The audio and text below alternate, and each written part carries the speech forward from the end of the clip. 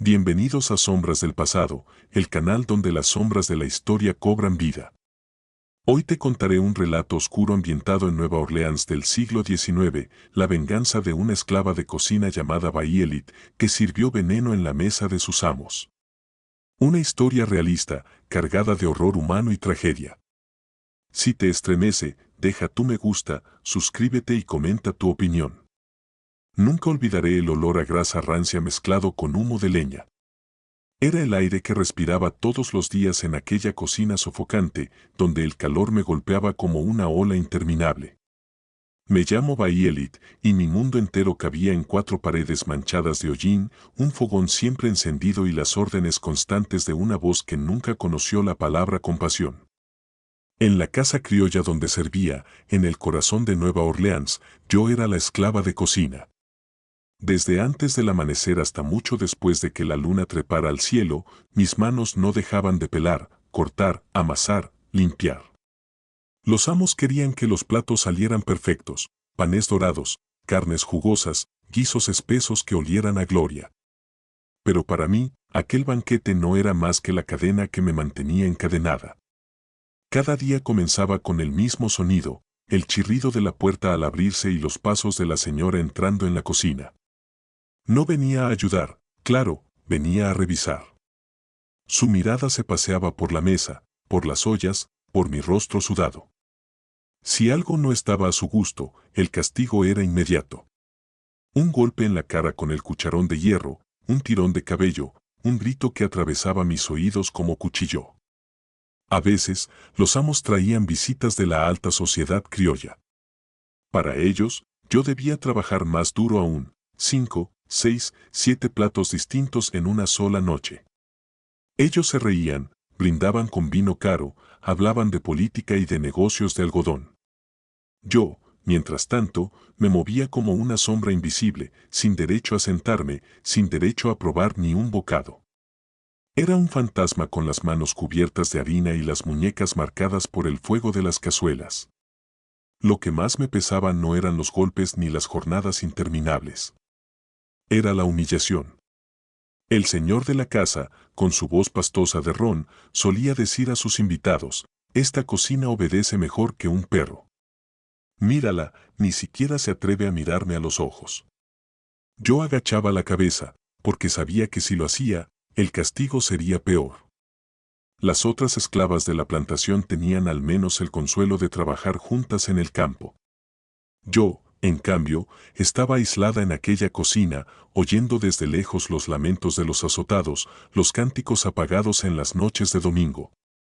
La soledad me devoraba poco a poco, como un veneno que corría lento por las venas.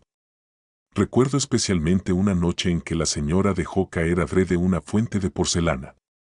Se rompió en pedazos, y ella me obligó a recoger cada fragmento con las manos desnudas. Mientras mis dedos se cortaban y la sangre manchaba el suelo, ella se limitaba a decir: «Así aprenderás a ser más cuidadosa, Violet». Pero no fue hasta el día en que murió Lisa, la más joven de nosotras, cuando algo dentro de mí empezó a romperse de verdad. Ella apenas tenía 15 años. Se desplomó en el patio por una fiebre alta, y en vez de buscar ayuda, los amos la dejaron tirada bajo el sol. Decían que era prescindible. Yo vi cómo su cuerpo se apagaba, mientras seguía removiendo una olla para la cena de esa noche. El olor del estofado se mezclaba con el hedor de la muerte. Y ese recuerdo nunca me abandonó. Aquella noche, mientras lavaba los cuchillos bajo la luz temblorosa de una vela, me descubrí a mí misma acariciando la hoja afilada más de lo necesario. Sentí un pensamiento fugaz, como una chispa peligrosa, que tal vez los cuchillos, las especias, los calderos que eran mi cárcel, podían convertirse también en mi única arma. No lo sabía aún, pero ese fue el momento en que la semilla de la venganza empezó a germinar. Después de la muerte de Lisa, la cocina dejó de ser solo un lugar de trabajo y pasó a convertirse en un recordatorio constante de mi impotencia. Cada cucharada que servía, cada plato que adornaba con cuidado, me hacía pensar en cómo la comida podía dar vida o quitarla. Para los amos, era placer; para mí, era una cadena invisible que me obligaba a sostenerlos vivos un día más. Las semanas siguientes fueron una tortura silenciosa. Yo escuchaba sus risas desde el comedor, los vasos chocando en brindis interminables, mientras en la cocina mis manos se llenaban de grietas y quemaduras.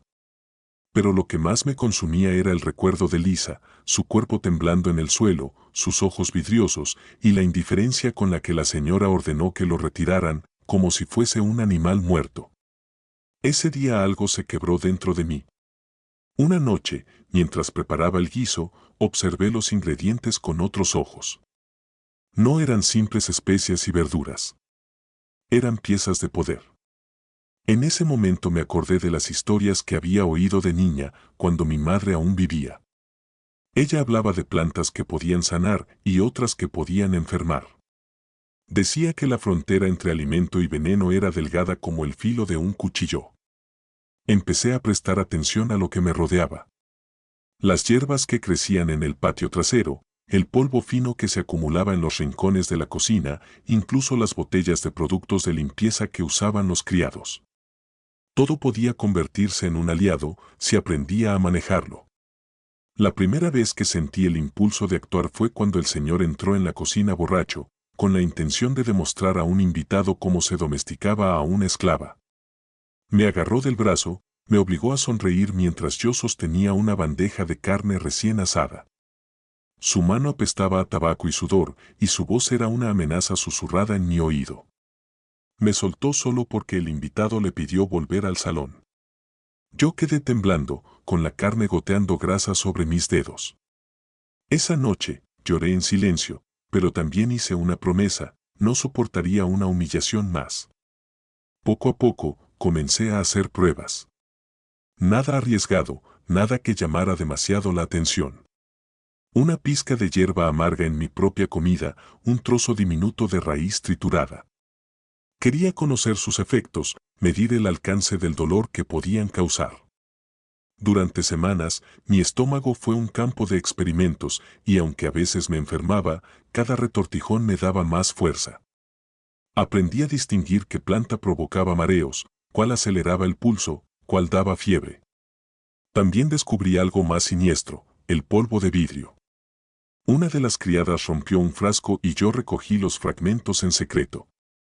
Al molerlos finamente con una piedra, se convertían en un polvo casi invisible, fácil de mezclar con harina o azúcar. Bastaba con un poco para desgarrar el interior de cualquiera que lo ingiriera. Aquella idea me heló la sangre, pero al mismo tiempo me dio un extraño consuelo: tenía el poder de devolver parte del dolor que me habían hecho. Lo más difícil no era preparar el veneno, sino esconder mis pensamientos. En la cocina, cada mirada de la señora era un cuchillo sobre mi nuca, cada visita del señor una amenaza de delatar mis intenciones.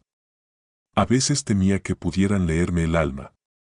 Pero cuanto más los observaba, más convencida estaba de que jamás sospecharían de mí. Para ellos, yo no era más que una sombra obediente, incapaz de pensar por mí misma. Y esa invisibilidad se convirtió en mi mejor arma. Recuerdo el primer día en que casi lo hice. Había preparado un estofado de res, el plato favorito del señor. El olor llenaba la cocina, espeso y tentador. La cuchara estaba en mi mano, y junto a la olla, un pequeño paquetito envuelto en tela, un polvo amargo que había guardado en secreto. Bastaba convertirlo en el guiso. Bastaba un movimiento de muñeca. Me quedé quieta, con el corazón latiendo en los oídos. Pero al final, no lo hice. El miedo me paralizó. Esa noche, mientras fregaba las ollas, me maldije por mi cobardía. Pero también comprendí algo: la venganza no debía ser un arrebato, sino un acto calculado, preciso.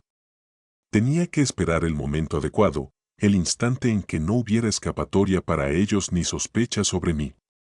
Las semillas de mi venganza ya estaban sembradas. Ahora, solo necesitaban tiempo para germinar. El silencio de la madrugada era mi único aliado. Mientras la casa dormía, yo seguía en la cocina, limpiando los restos de la cena o preparando la masa para el pan del día siguiente. Fue en esas horas muertas cuando comencé a planear de verdad. La venganza ya no era solo un pensamiento fugaz, sino un proyecto que respiraba en cada rincón de la cocina. Me convertí en observadora. Cada gesto de los amos, cada rutina de la familia, cada debilidad. El señor de la casa siempre bebía vino antes de dormir, la señora nunca probaba nada sin añadirle azúcar a su té, los hijos exigían pasteles rellenos de crema cada domingo. Yo era quien preparaba todo eso. Yo tenía el control absoluto de lo que entraba en sus cuerpos. Y ellos, ciegos, nunca lo sospechaban. El primer paso fue aprender a disimular. Preparaba 2 ollas de guiso, una que servía en la mesa, otra que apartaba como si fuera para los criados. Así practicaba a mezclar pequeñas dosis de plantas tóxicas, midiendo los efectos en animales que se acercaban al patio. Gallinas, perros callejeros, incluso ratas, todos se convirtieron en víctimas de mis experimentos silenciosos. Algunas veces la muerte era rápida, otras, lenta y dolorosa. Tomaba nota mental de todo, como si mi memoria fuese un cuaderno secreto. Una noche, encontré la oportunidad que esperaba. La señora había ordenado limpiar a fondo la despensa, y mientras sacaba los frascos de vidrio y las bolsas de harina, descubrí un tarro olvidado con semillas de ricino. Recordé las historias, bastaba una pequeña dosis para provocar vómitos, convulsiones y la muerte. Me temblaban las manos al sostenerlo, pero también sentí un calor extraño en el pecho, era como si el destino mismo me lo hubiera entregado. El verdadero reto era no despertar sospechas. Si un amo enfermaba de repente, las miradas caerían sobre mí, la cocinera. Tenía que hacerlo poco a poco, como una enfermedad que se arrastra lentamente, como una sombra que se extiende sin que nadie lo note. Decidí empezar con pequeñas cantidades, apenas perceptibles, mezcladas en salsas fuertes y vinos especiados. Recuerdo bien la primera vez que lo logré. Fue durante una cena con invitados. Preparé un pastel de carne cubierto de una salsa espesa. En ella, escondí unas migas diminutas de ricino molido. Nadie notó nada. Comieron, rieron, brindaron. Yo servía los platos con la misma obediencia de siempre, aunque por dentro la tensión me ahogaba. Pasaron las horas, y al amanecer escuché los murmullos. Uno de los invitados había pasado la noche con vómitos y fiebre. Todos culparon al clima húmedo de Nueva Orleans. Nadie sospechó de la cocina. Nadie sospechó de mí. Ese éxito me dio más confianza. La rutina se convirtió en mi máscara. Nadie veía cómo guardaba polvos y semillas en pequeños envoltorios escondidos detrás de los sacos de harina. Nadie sospechaba que mientras amasaba el pan, yo pensaba en cuánto tardaría en endurecerse la garganta del Señor si mordía aquel bocado envenenado. Pero con cada paso, también crecía el miedo. El miedo de que mi rostro me delatara, de que una mirada demasiado fija revelara lo que llevaba en el corazón. Me obligaba a ensayar sonrisas serviles frente al espejo de cobre, a bajar la mirada, a parecer sumisa. El teatro era agotador, pero necesario. Lo peor era la espera. A veces me preguntaba si tendría la fuerza de verlos retorcerse de dolor, si mis manos no temblarían al sostener la bandeja.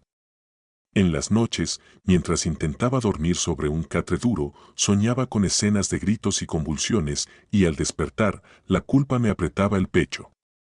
Pero enseguida recordaba a Lisa, recordaba las humillaciones, recordaba las cicatrices en mis manos y el eco de la risa de mis amos. La culpa se convertía entonces en fuego, y ese fuego me mantenía en pie. El veneno ya estaba listo. Yo lo tenía. Ellos seguían confiando en mí, comiendo de mis manos día tras día. La mesa donde celebraban su abundancia se había convertido en el altar donde yo preparaba su caída. Y aunque aún no había decidido el momento exacto, sabía que cuando llegara no habría vuelta atrás. El día que había esperado finalmente llegó, y no porque yo lo eligiera, sino porque las circunstancias lo decidieron por mí. La señora anunció con voz seca que esa noche tendrían invitados importantes, un matrimonio vecino y un comerciante de algodón de Charleston. Quería un banquete digno de la ocasión, con platos abundantes y vino en exceso. Para ellos, aquello era una fiesta. Para mí, era el escenario perfecto. Pasé toda la mañana preparando la cocina. Las ollas servían, el pan crecía en el horno, las especias perfumaban el aire. Por fuera, yo era la misma esclava obediente de siempre, pero por dentro, mi mente latía con un solo pensamiento: hoy. Me aseguré de que nadie entrara en la cocina mientras cocinaba. Los criados tenían otras tareas, y la señora estaba ocupada arreglándose. Con manos firmes, molí las semillas de ricino hasta reducirlas a un polvo casi invisible. El sonido áspero contra la piedra me helaba los huesos, pero al mismo tiempo me daba fuerza. Lo guardé en un pequeño cuenco de madera, cubierto con un paño, como si fuese una simple especia más. El plato principal sería un estofado espeso, cargado de vino y hierbas. Nadie notaría un sabor extraño en medio de tanta intensidad. Cuando la carne estuvo lista, retiré un poco del caldo y lo mezclé con el polvo. El líquido se oscureció apenas un matiz, imperceptible a cualquier ojo que no supiera lo que buscaba. Volví a verterlo en la olla, removiendo lentamente, mientras el vapor me empañaba la cara. Mi corazón martilleaba como nunca. Cada movimiento era definitivo. Me repetía que aún podía detenerme, que podía servir la cena sin alterar nada y nadie sabría jamás de mis intenciones. Pero entonces pensé en Lisa, en sus ojos apagados. Pensé en mis propias cicatrices, en las risas de los amos, en el sabor de la humillación que me habían obligado a tragar día tras día. No, ya no había vuelta atrás. Al anochecer, la mesa estaba lista, platos de plata, copas de cristal, velas que iluminaban el comedor con un resplandor cálido. Los invitados llegaron con risas y perfumes caros, ajenos al veneno que ya los esperaba en cada cucharada. Yo entré en la sala con la bandeja, como siempre, la espalda recta, la mirada baja, el rostro impasible. Serví el estofado primero al señor, luego a la señora, después a los invitados. Cada cucharón era un latido de mi corazón. Cuando las copas se alzaron para brindar, mi respiración se volvió un hilo apenas perceptible. El primer bocado llegó a sus bocas, y yo contuve el aire, esperando ver algo, cualquier señal. Pero no ocurrió nada. Al menos no de inmediato. Ellos comían con gusto, reían, hablaban de negocios, ajenos al filo de la guadaña que pendía sobre sus cabezas. Para ellos, la cena era abundancia, para mí, era una condena silenciosa que ya había comenzado a correr por sus venas. La tensión era insoportable. Cada vez que alguien alzaba la cuchara, yo sentía que el suelo se abría bajo mis pies. Imaginaba que de un momento a otro la señora me miraría fijamente, descubriría mi secreto y gritaría mi nombre como una acusación. Pero nada de eso ocurrió. La velada transcurrió como cualquier otra, y yo seguí sirviendo, obediente y callada. Cuando la cena terminó, los invitados agradecieron con sonrisas y comentarios sobre lo deliciosa que estaba la comida. El señor, satisfecho, se recostó en su silla, palmeando su estómago lleno. La señora ordenó que retirara los platos, y yo lo hice, sin mostrar un solo temblor en mis manos. Pero en el fondo de mi pecho, la tormenta rugía.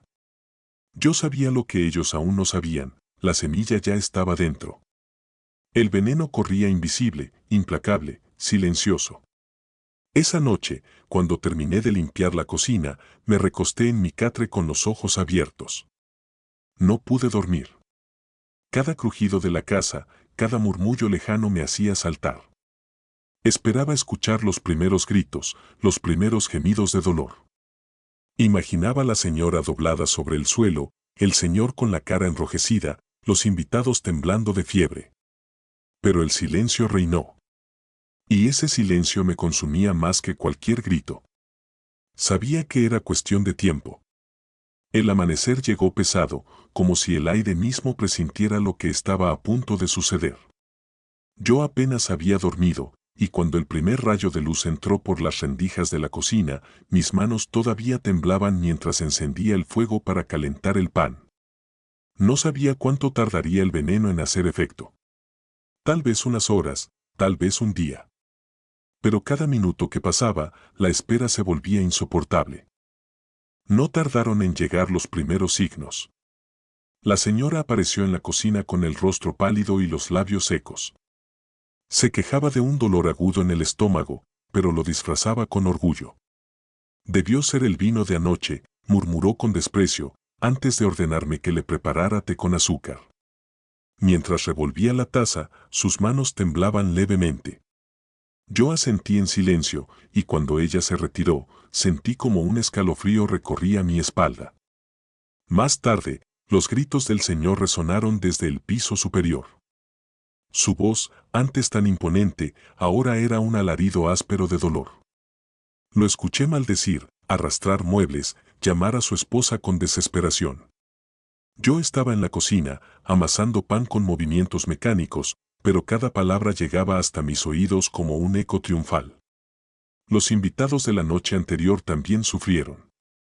Al mediodía, uno de los criados trajo noticias de que el comerciante de Charleston había caído enfermo con fiebres violentas y vómitos interminables. Otro sirviente contó que la esposa del vecino no podía levantarse de la cama. La coincidencia se esparció como pólvora, pero nadie miró hacia mí. Nadie se atrevió a pensar que la cocinera había convertido la mesa en un campo de ejecución. El caos creció con rapidez. En la casa, el aire se llenó de lamentos y de olores ácidos, mezcla de sudor, vómito y desesperación. La señora no podía mantenerse en pie, se doblaba sobre sí misma con espasmos, y aún así gritaba órdenes, culpando a los criados, exigiendo médicos. El señor, en cambio, estaba peor, se revolcaba en la cama, su rostro rojo y brillante de sudor, con los ojos inyectados de sangre. Lo escuchaba rugir de rabia, pidiendo agua, pidiendo alivio, pero nada podía calmarlo. Yo me mantenía en mi papel. Servía agua, preparaba compresas frías, aparentaba preocupación. Nadie sospechaba que mis manos eran las que habían encendido aquel infierno en sus cuerpos. Cada vez que me miraban con súplica, sentía un extraño poder recorrerme las venas. Ellos, los dueños de todo, ahora dependían de mí, de mis cuidados, como niños indefensos. Y sin embargo, no hubo satisfacción completa. Había miedo.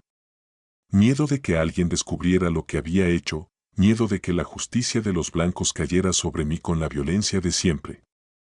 Cada golpe de tos, cada vómito que manchaba las alfombras, era a la vez un triunfo y una sentencia que se acercaba.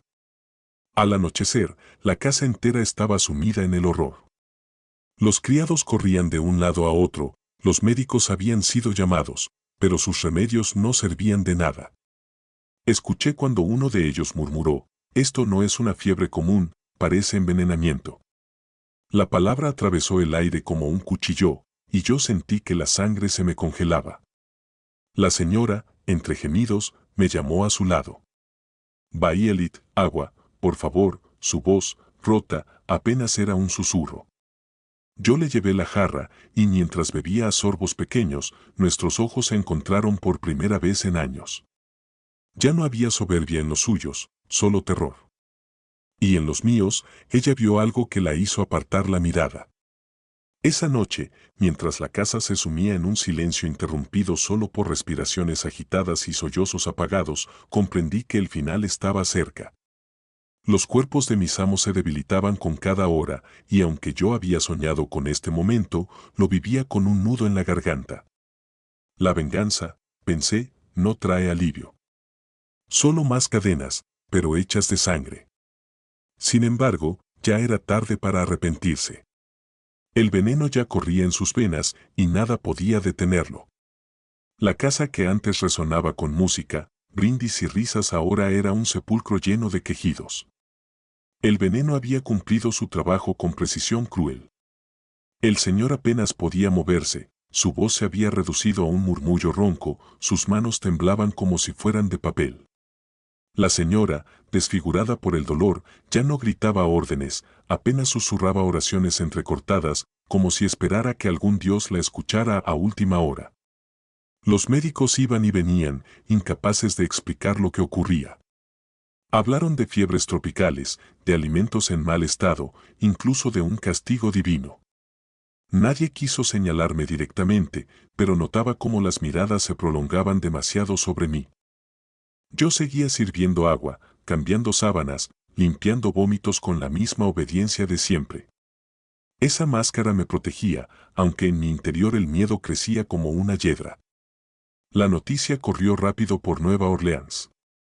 Los vecinos murmuraban en las calles, la gran familia criolla, azotada de repente por una enfermedad inexplicable.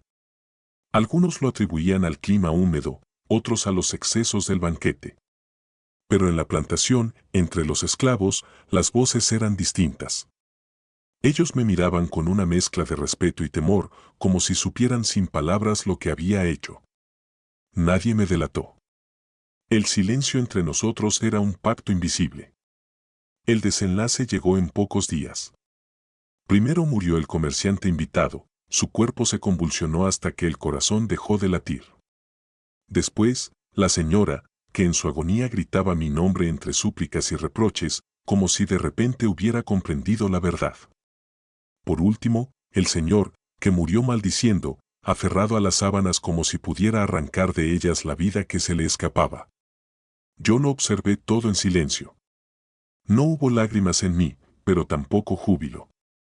Solo un vacío enorme, como si parte de mi alma hubiera muerto junto a ellos. Durante años había soñado con este momento, había saboreado cada detalle en mi mente.